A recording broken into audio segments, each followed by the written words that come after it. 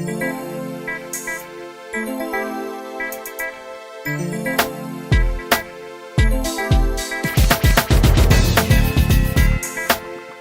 friends, this is Kranti Sambhav. Welcome to Times Drive. अगर आप में से कोई ऐसे कार enthusiast थे who was thinking Mahindra's new SUV will have some kind of O in its name, तो आपके लिए है surprise.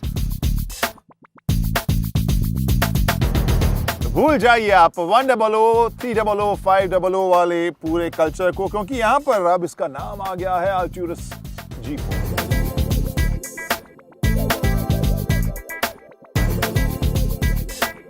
So we'll drive this car today and we'll try to understand कि क्या इसे वाकई हम कह सकते हैं फॉर्च्यूनर किलर या फिर एंडेवर किलर।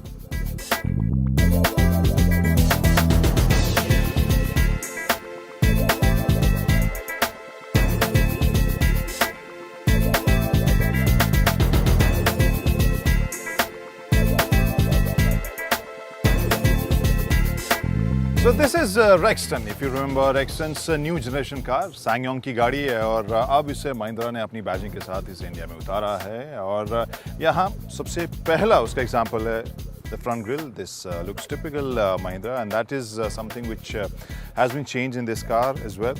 लेकिन बाकी गाड़ी जो है ग्लोबली डिज़ाइन से यहाँ पर अलग दिखती है। बाकी हिस्से if you look at it काफ़ी मुझे स्ट्रॉन्ग और थोड़े माचो से लगते हैं। टिपिकल एसयूवी फील आती है। It's somewhere between Endeavour and Fortuner look, if I can say, because curves हैं इसमें, लेकिन साथ में एक robust डिज़ाइन, एक strong डिज़ाइन वाली फील भी है। चाहे इसके बड़े हेडलैम्प को देखें, बहुत ही चौड़े से इसके बम्पर्स को देखें और जो इसका फ्रंट ग्रिल है वो, तो फ्रंट जो है लुक के हिसाब से I think you will like it if that typical SUV lover kind of car enthusiast if you are, then I think ये लुक आपको पसंद आएगा। इसके अलावा you can understand I'm almost 60 और यहाँ इसकी हाइट कैसी है उस हिसाब से देखें तो it's a big bulky car। यहाँ 7 सीटर है ये और एक फीचर जो है यहाँ पर वो अभी दिखा देते हैं।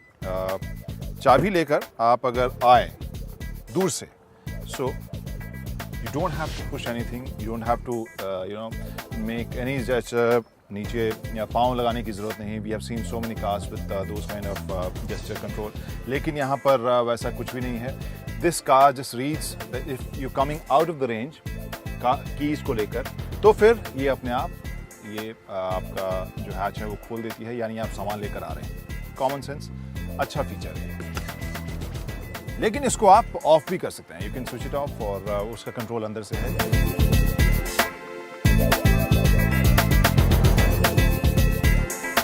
Now we'll enter the car and understand कि यहाँ पर features की list कितनी है, क्योंकि that feature is very functional and nicely designed also and well thought also। तो यहाँ अगर list की मैं बात करूँ, काफ़ी loaded features के हिसाब से this Alturas G4 will look। यहाँ सबसे पहले steering wheel is full of controls।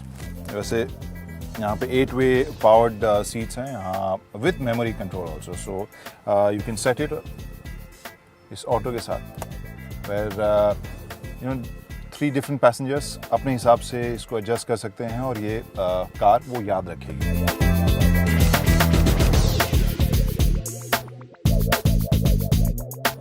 So we'll come back on the steering wheel। यहाँ जो कंट्रोल्स हैं काफ़ी डिटेल में सारे फीचर्स को कंट्रोल यहाँ करते हैं and we have 4 different toggle kind of buttons और switches हैं यहाँ पर। और look at the instrumentation panel. यहाँ 2 जो राउंड आपको कॉम्पैक्ट डिज़ाइन वाले speedometer and tachometer you can see, plus in middle section the screen is basically up to your choice कि आप अपने हिसाब से इसमें कौन सा इन्फॉर्मेशन चाहते हैं। तो यहाँ इस मोड बटन को मैं जब दबाऊंगा so it can change dashboard lighting, dashboard language, door, tailgate, light, and then I can just scroll।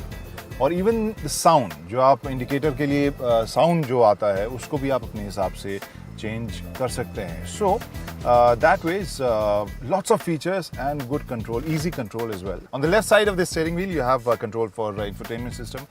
Screen आपको काफ़ी sharp दिखेगा with all kinds of feature which we need these days, whether it's Bluetooth connectivity, Android Auto, iPod, etc। So it's loaded like that. Then we have lots of switches over here which can basically आपके climate control को control करने के लिए switches हैं. Then you have some space to keep stuff. यहाँ USB aux दिया गया है, power outlet दिया गया है और यहाँ पर cigarette lighter भी दिया गया है. Then when you move to this gear shift area, यहाँ पर एक wooden finish के साथ एक अच्छी classy सी feel यहाँ पर आ रही है. But you can see this W and S button as well. So this is a transmission which is borrowed from Mercedes. तो यहाँ इस transmission के साथ यहाँ बगल में आप जो typical auto transmission के बगल में W और S देख रहे हैं, that is winter and summer. So obviously this is like a global model. तो जहाँ winter के माहौल में आपको drive करना है वहाँ पर पिछले this rear wheel drive by the way, so वहाँ पर टॉर्क को कम करने के लिए विंटर मोड में जाएंगे जिससे कि आप बहुत ज़्यादा स्लिप न करे आपके पहिए. एंड बट इंडिया में as we know summer mode ही चलेगा, तो यहाँ पर ऐसे ही हमने चुना हुआ है.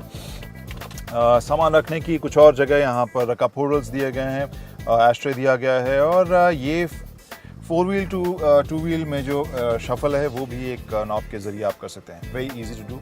और यहाँ 70 की स्पीड तक आप 2 से 4 में जा सकते हैं. हालांकि 4 लो में जाने के लिए आपको स्टैंड स्टिल होना ज़रूरी है. So feature wise, knobs wise, switches wise, most of the stuff which we think this kind of car in this segment requires, it has most of them.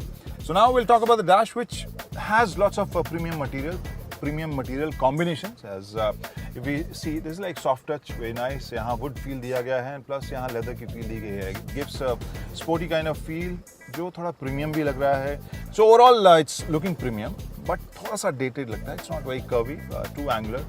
और थोड़े साल पहले इस तरह के डिज़ाइंस हम काफ़ी अप्रिशिएट करते थे. But anyway this is looking premium, no doubt. And इस नापा लेदर सीट को भी आप देख सकते हैं. Seats I remember auto expo में आई साथ दिस कार, और सीट्स ने तब भी इम्प्रेस किया था. काफ़ी अच्छे फिनिश, काफ़ी अच्छी material, you could feel it, और वो मुझे यहाँ पर भी नज़र आ रहा है. Now I can talk about seating position. यहाँ as I said it's all powered.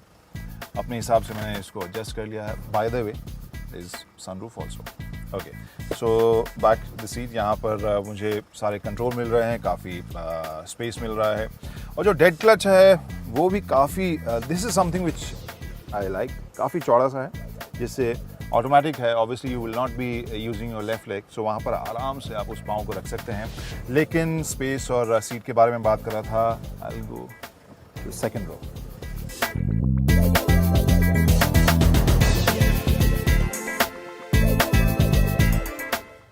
Dimension wise, this is bigger as far as previous Rexton is concerned when we compare it with that car, and I can feel काफ़ी चौड़ी सी है.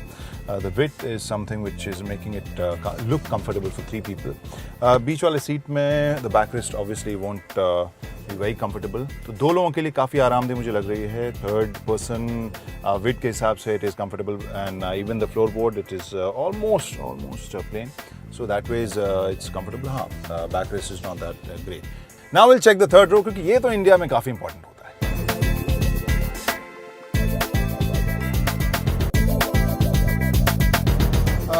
आसान सही है, बहुत ज़्यादा मुश्किल नहीं है, लेकिन हाँ एक्स यहाँ से देख के लग रहा है कि it would be appropriate for smaller passengers.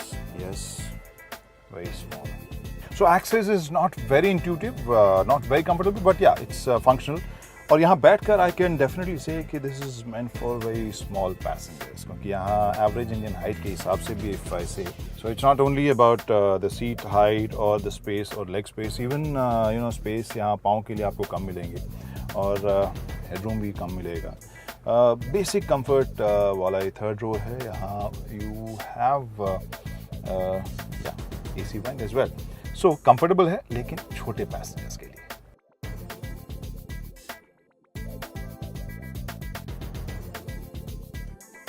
Now you must be thinking कि बिंदु कहाँ विश्राम करती है. And as far as I can see, Altiris G4 के साथ बिंदु विश्राम करती है. इसके कीमत, इसके वैल्यू के ऊपर we have seen Rexton की जो राइड थी पिछली वाली, वो बहुत ज़्यादा एक्साइटिंग नहीं थी. And now Fortuner and Endeavour are very strong products.